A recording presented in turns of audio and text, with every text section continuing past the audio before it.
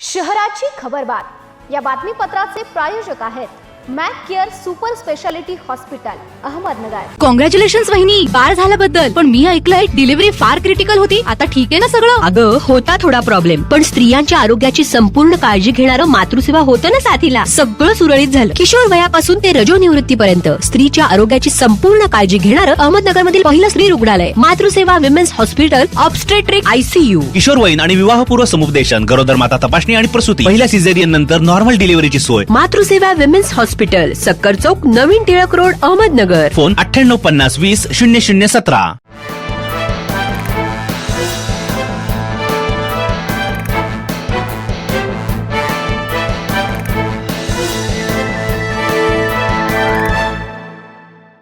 नमस्कार, मी साक्षी, न्यूज 24 सह्याद्रीमध्ये तुमचं स्वागत। पाहूया अहिल्यानगर शहरातील महत्त्वपूर्ण बातम्यांचा आढावा शहराची खबरबातमध्ये।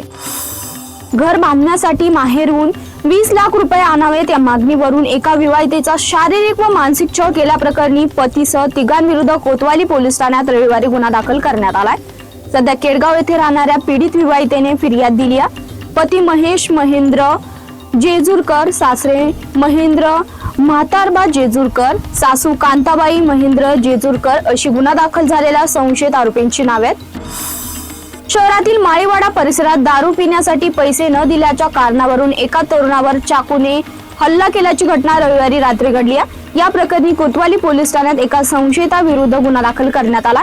तुषार सुदाम उमाप असे जखमी तरुणाचं नाव असून त्याच्यावर रुग्णालयात उपचार सुरू आहेत। उपचारादरम्यान दिलेल्या जबाबावरून गुन्हा नोंदविण्यात आला।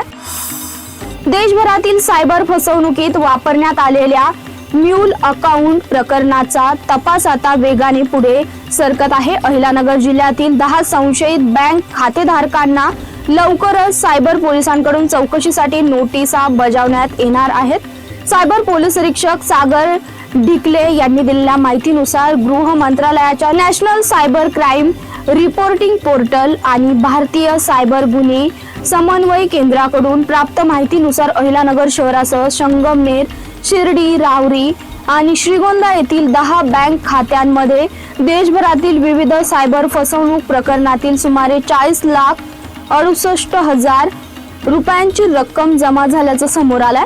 संबंधित बँकांकडून खातेधारकांची माहिती मागवण्यात आली असून ती मिळाल्यानंतर पुढील कायदेशीर कारवाई करण्यात येणार असल्याची माहिती सायबर पोलिसांनी दिली आहे।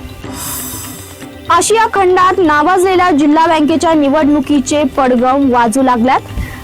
ठरावाची प्रक्रिया आता पूर्ण झाली आहे। लवकरच निवडणूक कार्यक्रम जाहीर होणार आहे। मात्र 1958 ते 2026 या 68 वर्षांची गौरवशाली परंपरा लाभलेल्या आणि शून्यातून तब्बल 11,000 कोटींच्या ठेवीपर्यंत बँकेला पोहोचवणाऱ्या सहकारातील जुन्या नव्या नेत्यांच्या योगदानाला विसरून चालणार नाही।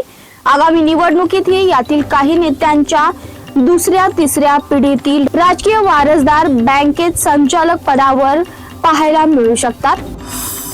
महापालिकेच्या GRS सर्वेक्षणात शहरातील तब्बल 42,000 मालमत्तांवर वाढीव बांधकाम झाल्याचं समोर आलंय।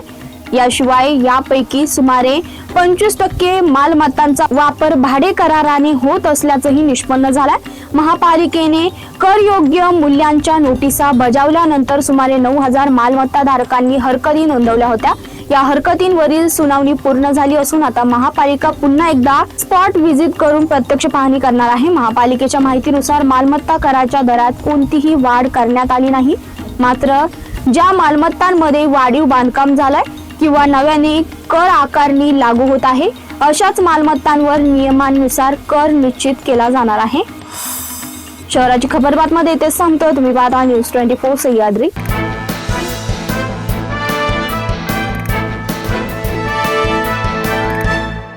शहराची खबरबात या बातमीपत्राचे प्रायोजक होते Mac care super speciality hospital Ahmednagar.